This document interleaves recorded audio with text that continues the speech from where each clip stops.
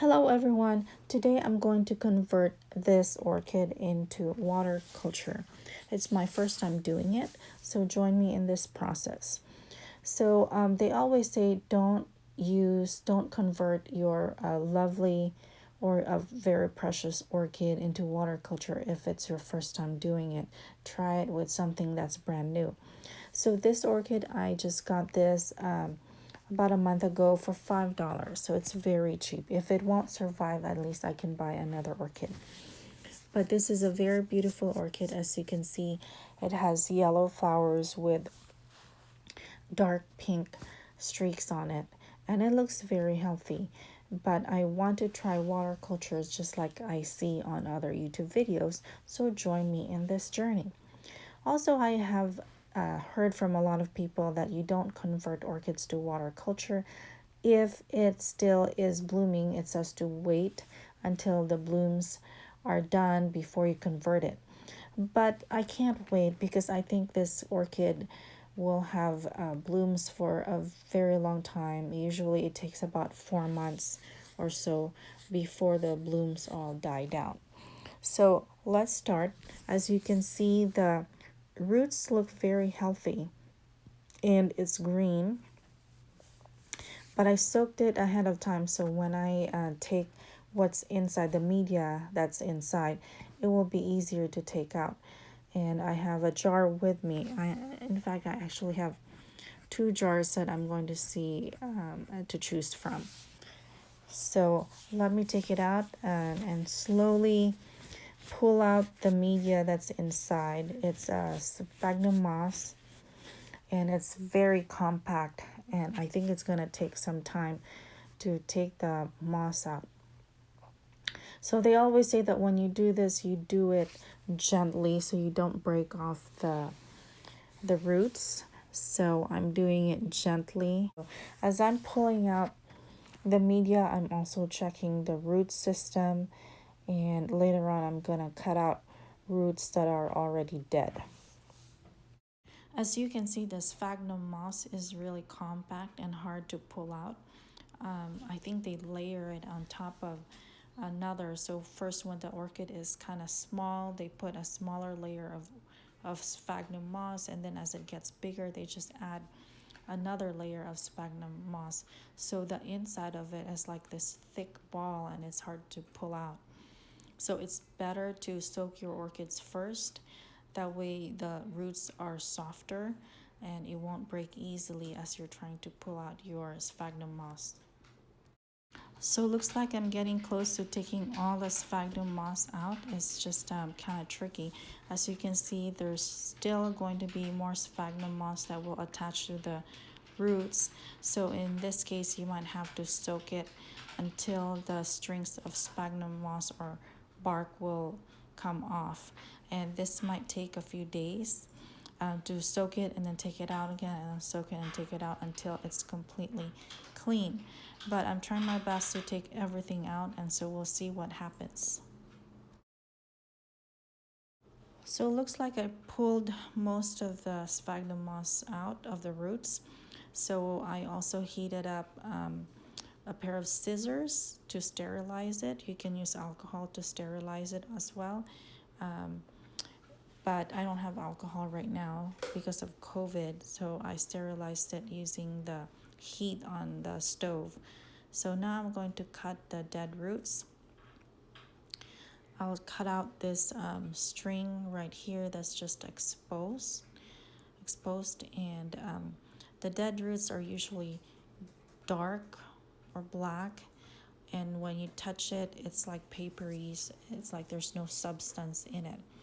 So let me take out all these dead roots, and don't be afraid to cut them out because the orchids don't die. If you actually see other videos where an orchid only has like 3 roots and it actually is alive and it will continue to grow new roots. So don't be afraid to trim your orchids from dead roots. I think it's fun to trim these roots. It's like giving this orchid a haircut.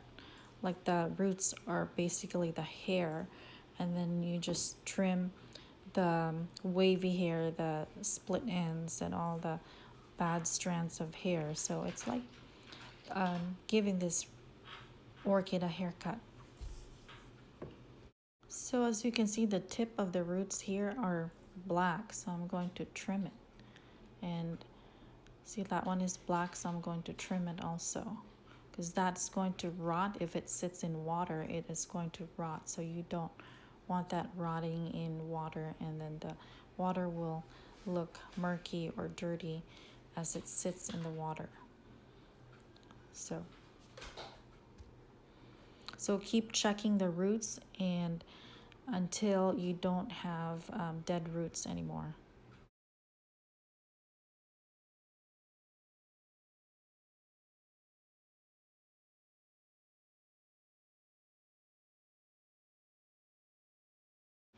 So I have this vase prepared with water inside, and I also rinse the roots before putting it in, and I'm going to slowly put it in, and we'll see how it looks. If I don't like it, I will change it to a different vase. But it looks like it's kind of tight at the top. It looks good at the bottom part, but slightly tight at the top. Oh, looks like it's okay. I think I will keep this vase. It looks like the water is getting dirty, so it looks like the roots need to be rinsed a little bit more. Maybe a few swishes of the roots this way will clean it, and I need to cut off a few dead tips. So as you can see here, I discarded the water that was dirty, and I'm putting the orchid back, and it just seems like the vase is kind of tight, so I might have to switch it to a different vase that has a wider opening.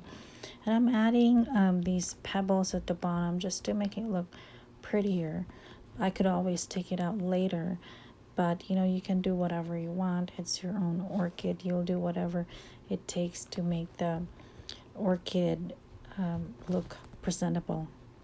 So these are glass marbles that you could buy at the dollar store, and it looks pretty. I like blue. So I'm going to put the orchid now, and as you can see, it's so much easier to put it because the top part has a wider opening, and I'm going to put some sticks to hold it up and see what happens. It looks like it's all done, and let me turn it the other way and you can see the leaves, and here's another view of the plant. The flowers look pretty, and I'm going to put water a little bit later. So here's another view of the flowers of the orchids. It's yellow, and it has like fuchsia stripes on the flowers. I don't really know the name of this orchid, but it's so pretty. This is one of those $5 orchids that I bought in downtown LA, and it's cheap, so I decided to put it in waterculture. So as you can see, it's in full waterculture. So when you do the full waterculture, the water level is a little bit higher. It stays in water for 2 days, and then you let it dry for 5 days. If you do the semi waterculture, then you put it in water for 5 days, but the water level is low, and then you let it dry for 2 days. So here's another video of this orchid outside because it looks prettier outside, but I'm not going to leave this orchid outside the house because it's very, very hot right now. It's about 100 degrees. So I'll give you an update next time on the progress of this orchid. And if you like this video, please like, comment, and subscribe. And please support my channel. Have a nice day. Bye.